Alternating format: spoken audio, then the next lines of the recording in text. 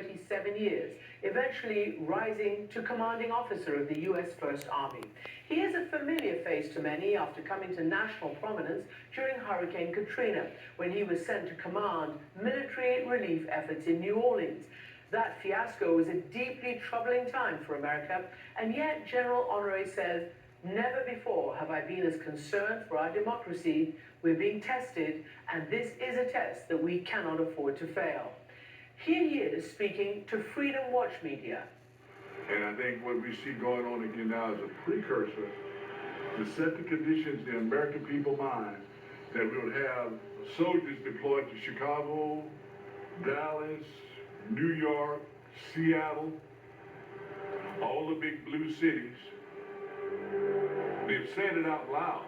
The idea of the elimination of habeas corpus and allowing soldiers under the Insurrection Act to be able to arrest citizens, or even the Posse Comitatus Act, by setting up this scenario that the nation's under attack. Well, Los Angeles wasn't under attack. We don't do that in America. It's not only not normal, it's against our Constitution.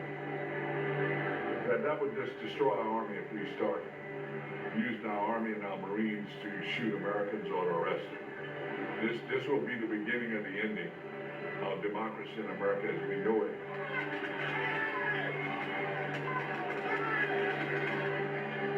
That's not the America I grew up in. And I grew up in America with a black water fountain and a white one. You with me? We've been through this. And I didn't feel as violated doing that because I didn't know different. You with me? But I sure enough feel violated today. And Lieutenant General Russell Honore is joining me now from Baton Rouge, Louisiana. Welcome to the program, General Honore. So look, you have commanded troops, you have been based in Korea, obviously in New Orleans during the Hurricane Katrina cleanup. You got your Bronze Star in Operation Desert Storm, the first war I covered.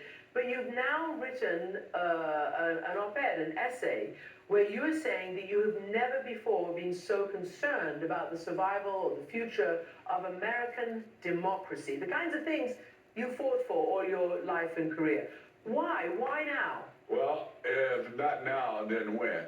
I spent 37 years, 3 months and 3 days in the service of our nation, supporting the Constitution and obeying the orders as directed by the National Command Authority. And to see some of the disruptions that's happening in our democracy, and looking at all the goodwill our nation has done over the last century, creating global goodwill around the world to be squandered in almost 10, 11 months now. That goodwill that was based on the service and sacrifice and blood and treasure of the American people, to see that squandered with this concept of America first and the cruelty of what we do.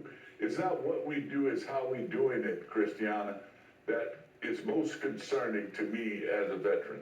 So can I ask you then, let's just put aside for a moment the deployment of American troops inside the United States. But what about, you said, the cruelty, the way things are being done? What specifically are you referring to?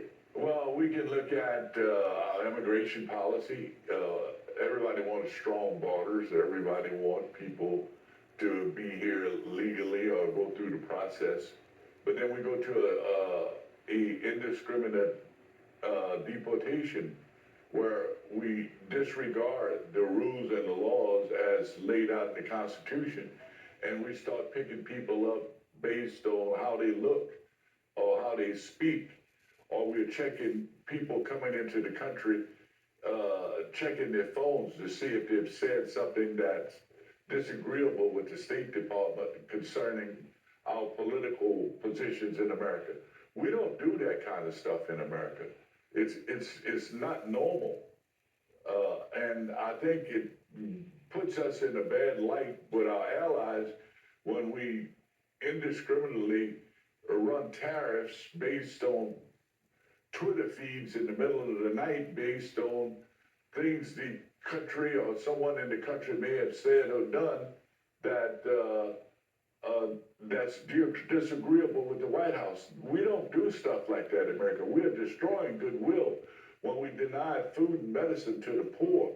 So let me then bring it back to what you started by mentioning at the beginning, and that is the way immigration is being enforced and deportations are happening. And on top of that, the ICE roundups and also the president deploying, for other reasons, the National Guard to American cities. Now, from what I gather, almost all of those are Democrat-leaning American cities, often over the objection of the sitting governors. And of course, lawsuits are stacking up over whether these deployments violate posse comitatus. Can you tell me what is your view of using the National Guard internally like that? And what is posse comitatus? Well, our National Guard is a primary instrument of the governor of the states. They're the commander-in-chief of the state National Guard. And as required, traditionally, normally, the President of the United States, through the National Command Authority, would mobilize those National Guard troops. But to mobilize them to respond to national disasters and or to send them overseas in places like Iraq